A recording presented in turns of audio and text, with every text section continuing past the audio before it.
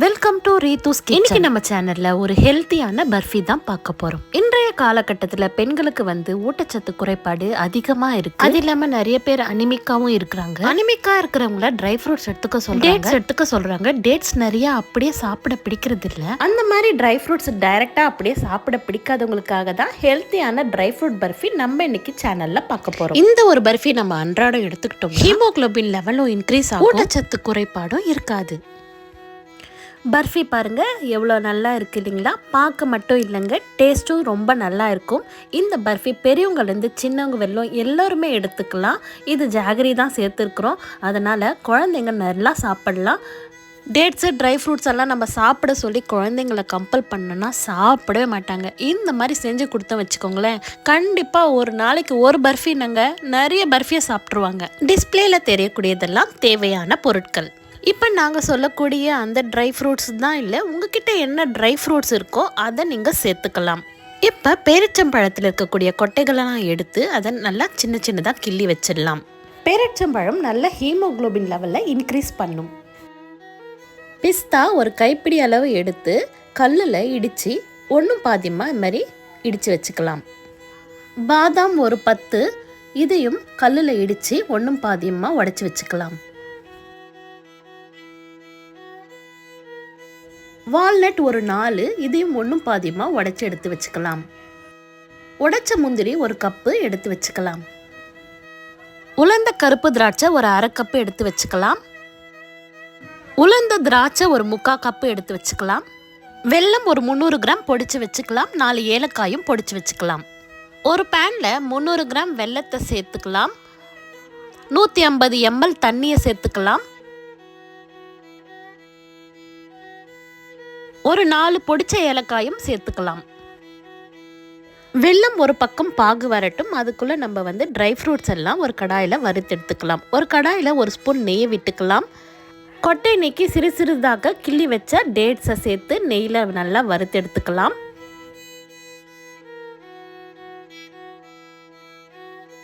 Dates வறுபட்டுடுச்சு. இதை ஒரு தட்டில் நம்ம ட்ரான்ஸ்ஃபர் பண்ணிக்கலாம். அதே நெய்யில் மற்ற பொருட்களையும் நம்ம வறுத்து எடுத்துக்கலாம். இப்போ முதல்ல உடைச்ச முந்திரியை சேர்த்து வறுத்துக்கலாம். இப்போ உடைச்ச பாதாமை சேர்த்துக்கலாம். உடைச்ச வால்நட்டை சேர்த்துக்கலாம். உடைச்ச பிஸ்தாவை சேர்த்துக்கலாம். உலர்ந்த கருப்பு திராட்சையை சேர்த்துக்கலாம்.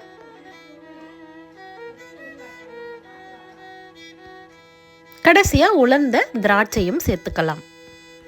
இதெல்லாம் சேர்த்து நல்லா வறுபடுற வெல்லம் வறுத்து எடுத்துக்கலாம். இப்போ கடைசியாக நம்ம வறுத்த வேர்க்கடலை, தோல் நீக்கிய வறுத்த வேர்க்கடலையும் சேர்த்துக்கலாம், ஒரு கப் அளவு. இப்போ எல்லாமே வறுபட்டுடுச்சு. இப்போ அதை தனியாக எடுத்து வச்சிடலாம். இப்போ பாகு பாருங்கள், பாகு வந்துட்டுருக்கு.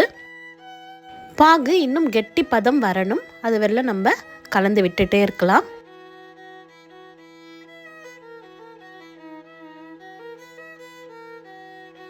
இப்போ பாகு செக் பண்ணி பார்க்கலாம், தண்ணியாக தான் இருக்குது, இன்னும் பாகு வரணும்.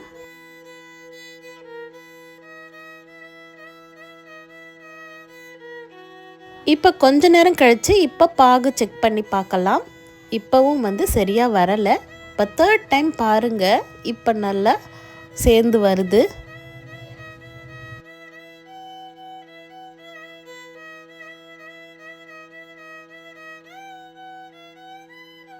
சேர்ந்து வருது, ஆனால் கொஞ்சம் சாஃப்டாக இருக்குது, இன்னும் கூட பாகு வரணும். இப்போ செக் பண்ணி பார்க்கலாம். இப்போ பாருங்கள், நல்லா அப்படியே ஒன்று சேர்ந்துடுச்சு. நல்லா ஹார்டாகவும் இருக்குது. இந்த மாதிரி ஹார்டாக இருக்கிற கன்சிஸ்டன்சி இருந்தால் தான் நமக்கு பர்ஃபி நல்லா வரும். இப்போ அந்த பாகை இழுத்து காமிக்கிறேன் பாருங்கள், ஜவ்வு மிட்டாய் மாதிரி அப்படியே இழுக்க வருது பாருங்கள். இந்த பதம் கரெக்டான கன்சிஸ்டன்சி. இப்போ எல்லா ட்ரை ஃப்ரூட்ஸையும் ஒன்று சேர்த்துக்கலாம். இப்போ ஒன்று சேர்த்த ட்ரை ஃப்ரூட்ஸில் இந்த பாகை நம்ம கொட்டி கலந்துக்கலாம். நல்லா ஒன்று சேர சூட்டோடையே நம்ம கலந்து விடணும்.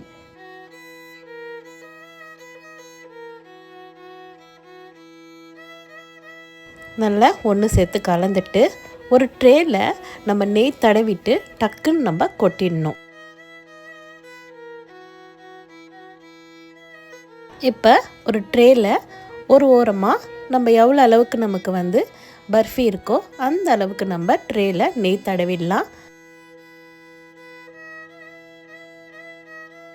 ஒரு ஸ்பூன் அளவு நெய் எடுத்து தடவியாச்சு. இப்போ நம்ம அந்த பர்ஃபியை கொட்டி நல்லா ஃப்ளாட் பண்ணிடலாம்.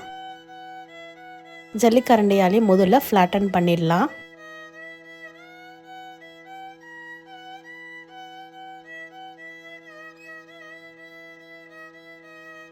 ஓரங்களெல்லாம் நல்லா அழுத்தி விடலாம். ஒரே ஈவனாக எல்லா பக்கமும் நல்லா ஸ்ப்ரெட் பண்ணி விடலாம். அப்படி தட்டி டேப் பண்ணிடலாம்.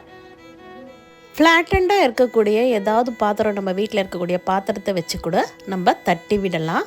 இப்போ இந்த மாதிரி ஒரு பாத்திரத்தை வச்சு தட்டி விட்டோம்னா கூட நமக்கு என்ன ஆகும், ஃப்ளாட்டண்டாக நல்லா ஸ்ப்ரெட் ஆகிடும் எல்லா பக்கமும்.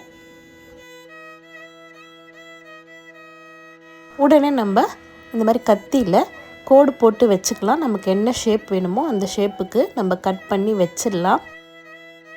ரொம்ப கட்டியாச்சுன்னா நம்மளால் கோடு போட முடியாது.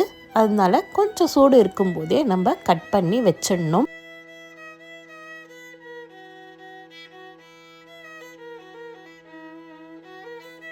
இந்த மாதிரி நீட்டாக கட் பண்ணி அப்படி வச்சிடலாம். ஒரு 20 மினிட்ஸ் கழித்து நம்ம எடுத்தோம்னா நமக்கு பர்ஃபி வந்துடும். இப்போ நான் எடுத்து காமிக்கிறேன் பாருங்கள். அப்படியே பில்லை போட வந்துடுது. இப்போ மீதி இருக்கிறத எடுத்து காமிக்கிறேன் பாருங்கள்.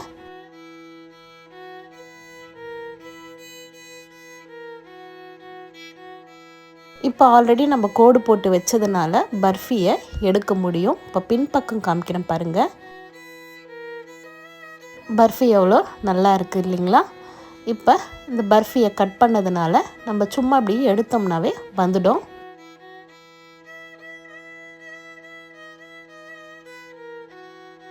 அவ்வளோதான், ட்ரை ஃப்ரூட் பர்ஃபி ரெடி ஆகிடுச்சு. இது போல் ஒரு பர்ஃபி நீங்களும் செஞ்சு பாருங்கள். ரீத்தூஸ் கிச்சனை லைக் பண்ணுங்கள், ஷேர் பண்ணுங்கள்.